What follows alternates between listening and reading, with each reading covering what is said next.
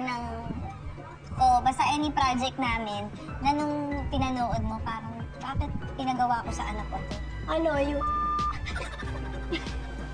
Talagang comedy siya. So nagulat ka na So, naging drama nung atake. sa case mo, ginawang drama. Sa akin, ano yung isang bagay na pinanood mo na hindi mo nagustuhan? Yung at saka yung iniiba nila yung story para pagbigyan ng isang artist. Ay, gano'n naman siyang mga in-name Siyang drop. talagang pabagsak. Notes bar! Yun ang feeling namin. Tagal mo pala talagang nanahimik, Mami Pin. Nanahimik talaga. Ganyan talaga. Kailangan minsan manahimik ka eh. Alam mo naman ang showbiz. Ikaw, pili ka na lang. Anong gusto mong pakain sa akin? Ano, gusto ko to, oh. Ano to? Caramel mapait to. Who's the worst famous person na naka-interact? Huwag na lang yan. Alam ko na kung sino.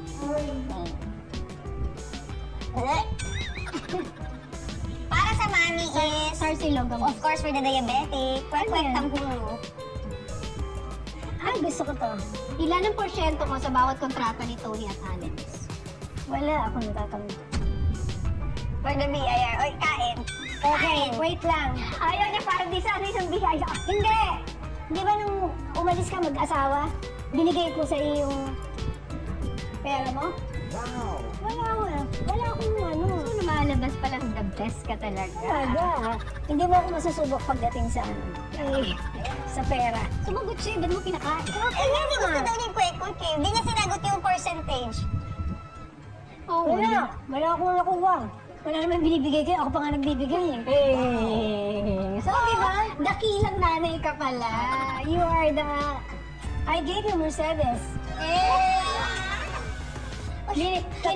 Kinuha ko May yun. alak ba yung mga kinain nito? Pero paano nga yan, binili niya ako ng kotse. Going So, sa buhay. lumalabas pala ikaw ang tanging ina. Okay. Questions from the heart. Okay. What is your happiest memory of us? Naiwan ako kayo. Nung first time makita ko kayo. Diba? Iyak na siya. Bigyan mo ng specific, ano, like, nasa kwarto ako nung tapos, Nasa hospital. anong ginawa? Hinawakan yung kamay mo or umiyak ba? Sumuso sa'yo? Saan kayo parang, nanay na ako?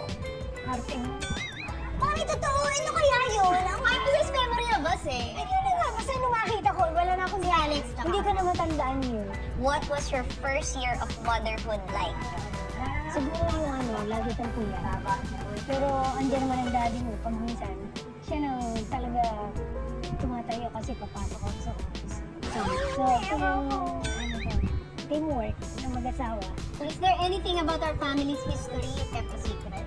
kaya nga secret eh. Good evening po sa inyong lahat. Ito po ang inyong lingkod, Jovel Rosales. Ano pa nga ba? Ang inyong isinusulsul sa akin. Ay! Imaratis mo na, dali. Good evening, Luzon, Visayas at Mindanao.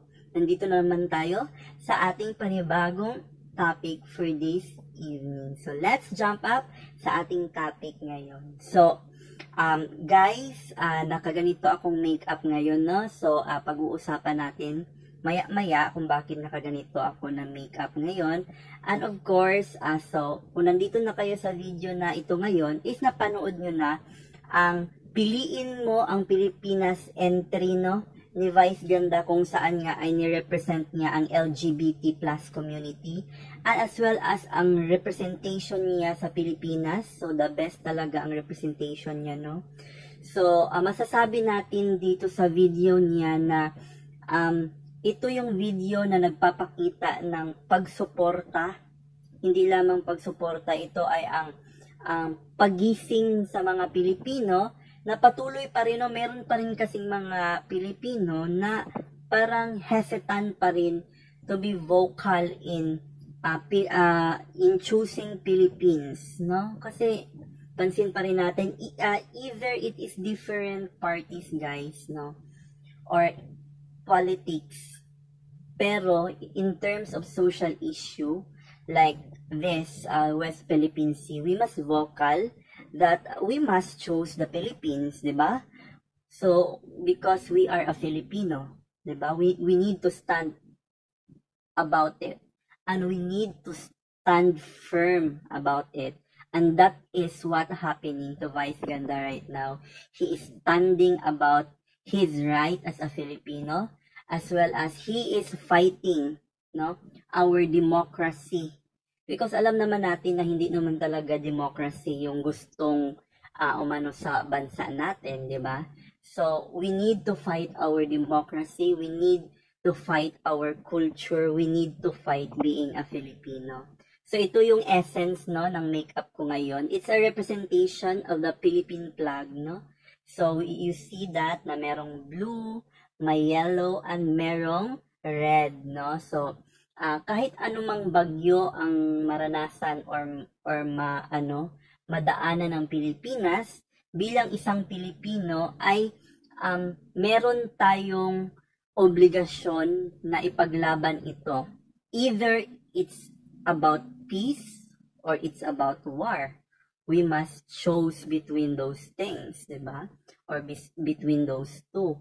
So, yun ang nakita ko sa video ni Vice Ganda. Kahanga-hanga. Grabe, no?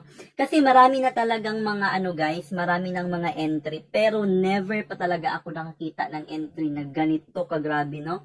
So, within 2 hours, naka 3.6 million something na siya, no? So, sad to say, dahil naka-mute daw ito sa TikTok. Alam nyo na kung sino ang kalaban nyo, guys, no?